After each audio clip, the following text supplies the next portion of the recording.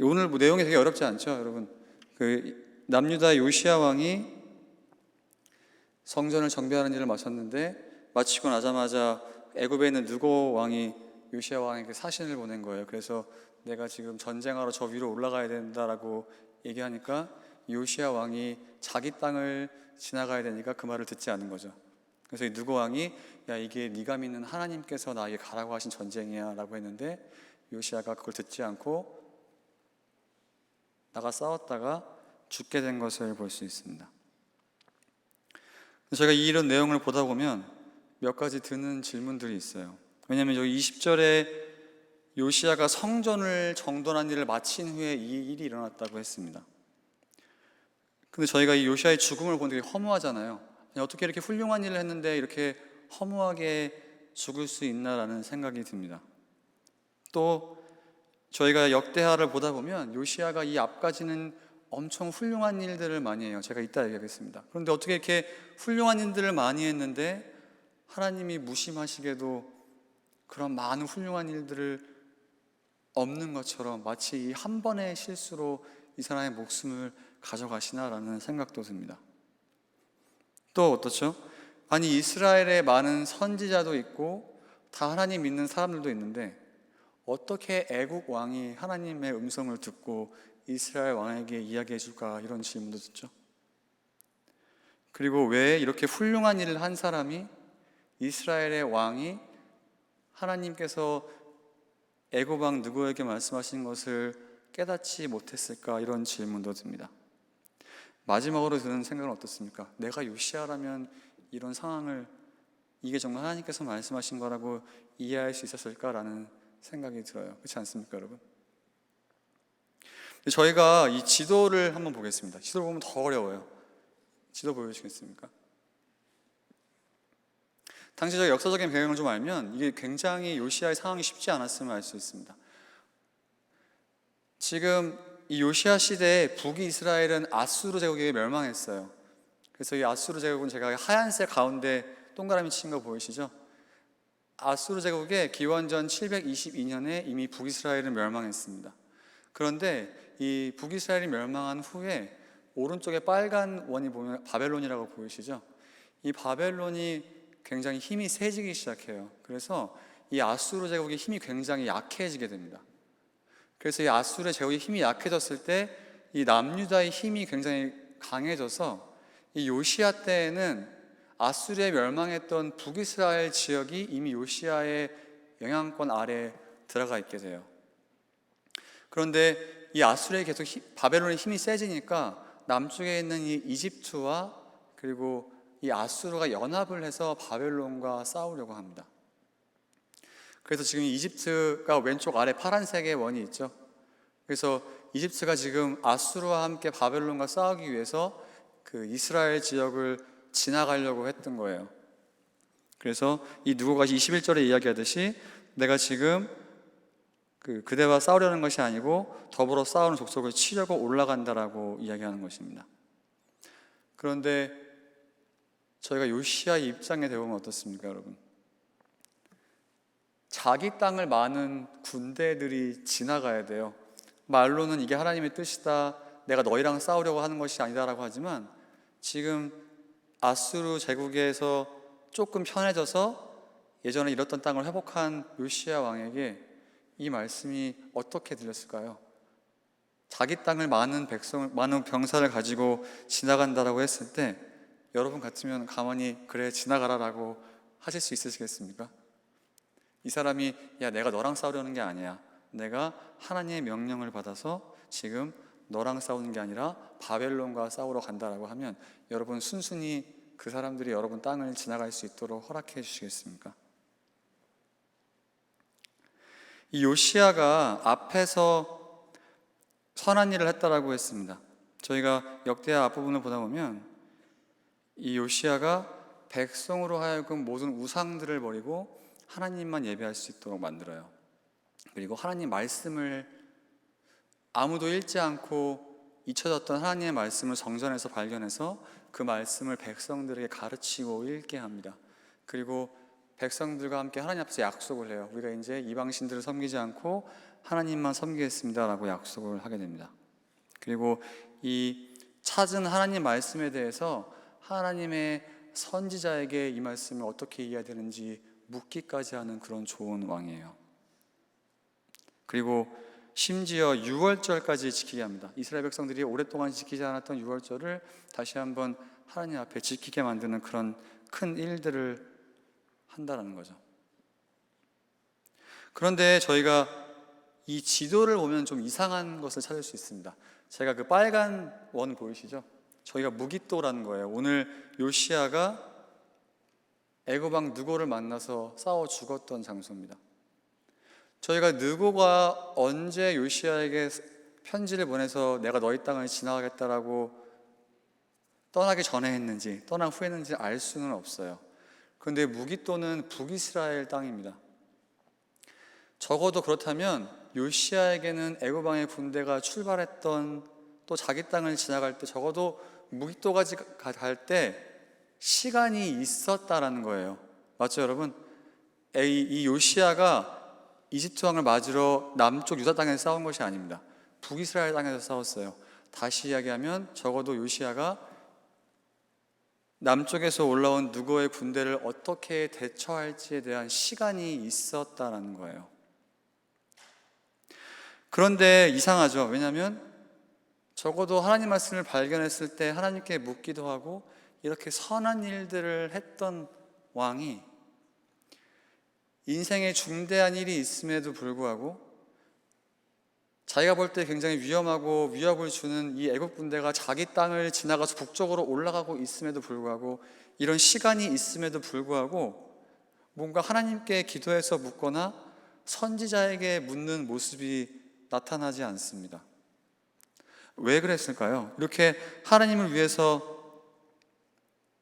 좋은 일을 하고 성전을 깨끗하게 하고 우상을 없애고 하나님 말씀을 찾아서 읽고 연구하고 선지자에게 묻기도 했던 사람이 이 일에 대해서는 이렇게 시간이 충분히 있음에도 불구하고 엉뚱하게 반응했다라는 거죠. 그래서 결국 어떻게 됐습니까? 22절에 이 느고의 말이 하나님의 입에서 나온 말이라고 이야기했어요. 그래서 이걸 듣지 않아서 죽었다라고 이야기합니다. 굉장히 비극적이죠. 하나님이 엄청 좋은 일을 하고 훌륭한 일을 하고 백성들에게 하나님의 말씀을 가르치고 유월절을 지키게 하고 훌륭한 일들을 많이 했는데 자기 인생의 결정적인 순간에 하나님께 묻지도 않고 어리석게 행동을 해서 정말 비참하게 죽고 맙니다. 근데 왜 이렇게 분별력이 없고 어리석었을까요? 저희가 22절에 보면 이 개역개정을 보면 돌이켜 떠나기를 싫어했다라고 해요. 누구가 야 이게 하나님 말씀이야 네가 떠나야 되라고 했을 때 누구가 이 요시야가 이 말을 듣고 떠나기를 싫어했다라고 이야기합니다. 그럼 저희가 왜 싫어했는지를 한번 생각해 보자라는 거예요. 요시야가 왜 누구의 말을 싫어했을지 한번 생각해 보겠습니다. 저희가 성경에서 명확하게 이야기하지 않아서 추측을 한번 해볼 겁니다. 왜 그랬을까요?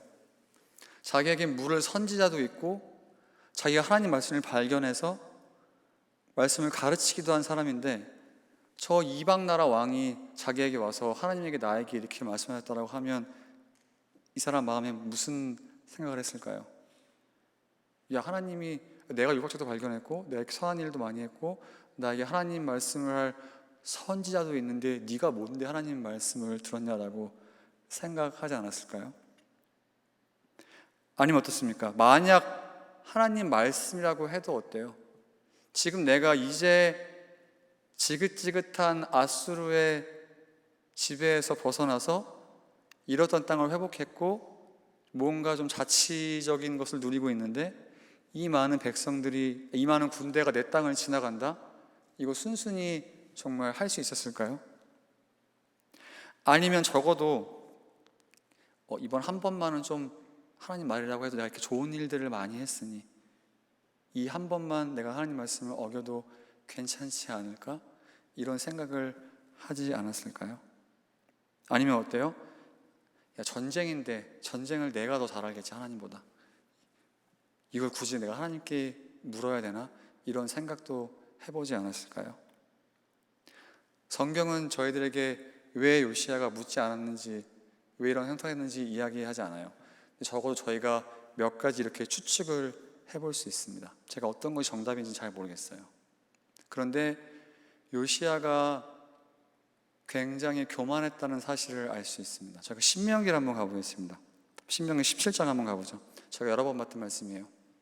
이스라엘 왕에 대해서 했던 말입니다. 그가 왕위에 오르거든 율법사의 등사본을 레위 사람 제사장 앞에 책에 기록하여 평생에 자기 앞에 두고 읽어 그의 하나님 여호와 앞에 경영을 배우며 율법의 모든 말과 이 규례를 지켜야 할 것이라. 그리하면 그의 마음이 그의 형제 위에 교만하지 아니하고 이 명령에서 떠나 좌로나 우로나 치우치지 아니하리니 이스라엘 중에서 그와 그의 자손의 왕위에 있는 날이 장구하리라. 여러분 잘 기억하셔야 돼요. 여기가 열왕기상을 할 때부터 계속 이야기했듯이 이스라엘 왕을 평가하고 이스라엘 왕에게 기대하는 것은 세상 왕과 같지 않습니다. 여기서 뭐라고 하죠? 율법책을 왕의 곁에 두고 계속 읽어서 백성들 가운데 마음이 교만하지 않게 하고 말씀에 순종하는 것이 왕이 해야 될 일이라고 이야기했습니다. 적어도 요시야가 이 말씀을 잘 알고 있었다면 어떻게 해요? 자기가 적어도 말씀을 곁에 두고 읽으면서 마음이 교만해지지 않기를 배웠어야 돼요. 그런데 저희가 방금 했던 여러 가지 가정들을 해보면 요시야의 마음이 겸손하지 않았음을 알 수 있습니다. 저희가 22절에 요시야가 변장했다라고 이야기하죠. 그리고 활에 맞아 죽었다라고 이야기합니다. 여러분, 변장해 전쟁에 나갔다, 활에 맞아 죽었다, 누가 이렇게 죽었습니까? 저희가 역대하를 보고 열왕기상을 보다 보면 누가 이렇게 죽었죠? 사울이 활에 맞아 죽었고 북이스라엘의 악한 왕 아합이 변장하고 전쟁에 나갔다가 어떻게 죽었죠? 활에 맞아 죽었어요. 아합은 요시야보다 앞의 왕입니다. 그런데 겸손하고 하나님 말씀을 아는 왕이 전쟁에 나가기 위해서 악한 왕을 따라했다. 이게 여러분 겸손한 것이라고 생각하세요? 아니라는 거죠. 결국 요시야의 마음이 얼마나 교만했는지를 알 수 있습니다. 그래서 어떻게 죽어요?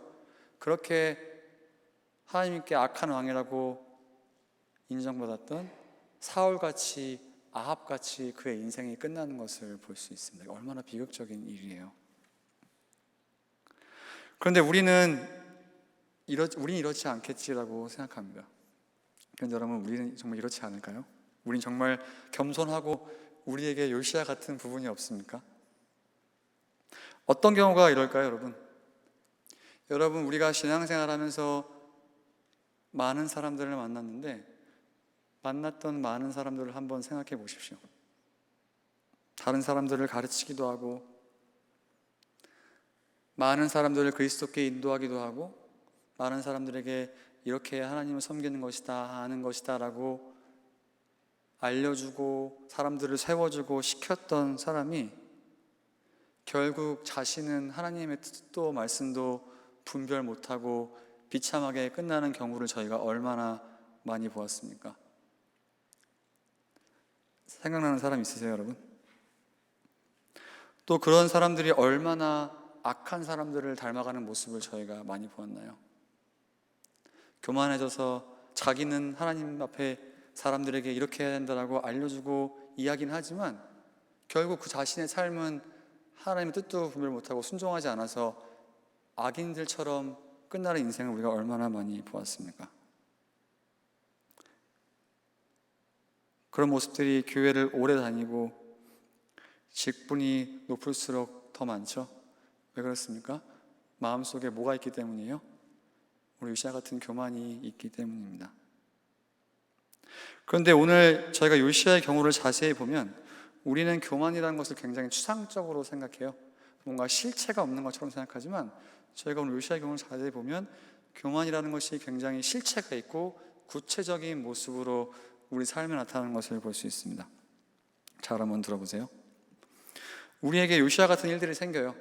우리에게 분명히 삶 가운데 무언가 결정을 해야 되고 하나님의 뜻을 물어야 될 순간들이 생깁니다. 그런데 우리가 어떻게 하죠? 그래서 그것을 막 찾기 위해, 하나님의 뜻이 뭘까 찾기 위해서 하나님 말씀을 막 지적지적거리죠. 그래서 분명히 이 상황 가운데 순종해야 될 하나님 말씀이 있습니다. 그런데 우리의 마음은 어때요? 하나님 말씀이 이렇지만 우리의 상식에 어긋나는 것이면, 우리의 상황과 어긋나는 일이면, 지금 요시아의 상황이 그렇죠. 지금 아수르의 억압에서부터 간신히 자치를 회복했어요. 땅을 회복했어요. 그런데 갑자기 이 이집트의 군대가 아수르를 돕기 위해서 내 땅을 올라가야 된다고 이야기합니다. 어떻게 이 말을 믿을 수 있겠어요? 그것처럼 우리가 우리 상황 가운데 하나님 말씀이 분명히 이래야 된다고 이야기하지만 우리 마음은 어때요? 이건 내 상식과 맞지 않고 내 상황과 전혀 맞지 않는다라고 해서 우리가 어떻게 합니까? 하나님 말씀을 무시하고 순종하기 싫어해요. 그런데 그것이 교만의 모습이라는 거죠. 우리가 정말 하나님보다 더 우리 상황에 대해서 이해가 크고 지식이 크냐라는 거예요. 하나님 말씀보다 내 이성을 더 의지하는 교만이 우리 가운데 없냐라는 것입니다. 저도 마찬가지겠죠. 또 하나는 뭐예요? 하나님께서 분명히 사람들을 통해서 우리에게 말씀하실 때가 있습니다. 우리 속에서, 또 우리 부서에서, 또 성경 공부에서, 또 이런 설교도 마찬가지죠. 분명히 하나님께서 여러분들에게 말씀을 통해서 말씀하실 때가 있습니다. 여러분이 더 잘하실 거예요. 그런데 우리 마음이 어때요? 물론 이런 것들을 우리가 말씀으로 확인할 필요는 있겠죠, 그렇죠? 정말 이 사람들이 이야기하는 것이 맞는지 말씀으로 확인할 필요가 있습니다. 그런데 확인해서 맞음에도 불구하고 우리가 이 말을 듣고 싶지 않을 때가 있습니다. 왜 그럴까요? 아까 얘기했듯이 저희가 많은 경우의 수를 보았을 때 요시야가 만약 교만했다면, 야, 나에게 선지자가 있고 내가 하나님의 말씀을 찾고 가르쳤는데 하나님이 나에게 말씀하시겠지, 너 같은 이방왕 누구에게 말씀하겠냐라고 생각했을 수도 있어요. 그런데 우리는 그런 모습이 정말 없습니까, 여러분? 내가 네가 어떤 사람인지 아는데, 내가 네가 배우지도 않고, 내가 네 학력이 어떻게 되는지 아는데, 내가 네 신앙의 연수가 얼마 되지도 않은지 아는데, 네가 나보다 성경을 잘 알지도 못한 거 아는데 네가 나한테 무슨 이야기를 하냐라는 마음이 여러분 우리 가운데 없습니까? 그래서 속에서, 청년들 소그룹에서, 또 성경 공부 가운데, 설교 가운데 우리가 서로 하나님 말씀을 주고받고 해도 안 들어가는 거예요. 왜요? 내가 이 사람을 잘 알거든요. 내 기준에 이 사람은 별게 아니거든요. 그런데 그런 교만한 마음이 오늘 요시야가 가졌던 마음이라는 것입니다. 남을 판단하는 교만이죠. 그런데 그것이 정말 우리 가운데 없다라고 할 수 있습니까, 여러분? 또 어떻습니까? 만약 하나님 말씀이라고 해도 뭐예요? 한 번쯤 무시해도 봐주시겠지라는 교만이 우리 가운데 없습니까? 또 어떻습니까? 분명히 요시야에게 시간이 있었다라고 했어요. 요시야가 느고의 서신을 받고 바로 나가 싸운 것이 아닌 것 같아요. 왜냐하면 이미 무기토까지, 북이스라엘 땅까지 올라갔던 것을 보았을 때 요시야에겐 충분히 하나님께 기도할 만한 시간이 있었고, 적어도 선지자에게 물을 만한 시간이 있었습니다. 그런데 요시야가 의지적으로 그렇게 하지 않았다라는 거예요. 우리는 그런 모습이 없습니까? 야, 내가 이것까지 기도해야 되냐? 내가 이런 문제까지 하나님 앞에 기도하고 물어야 돼? 내가 잘 아는 건데, 내가 잘 할 수 있는 일인데.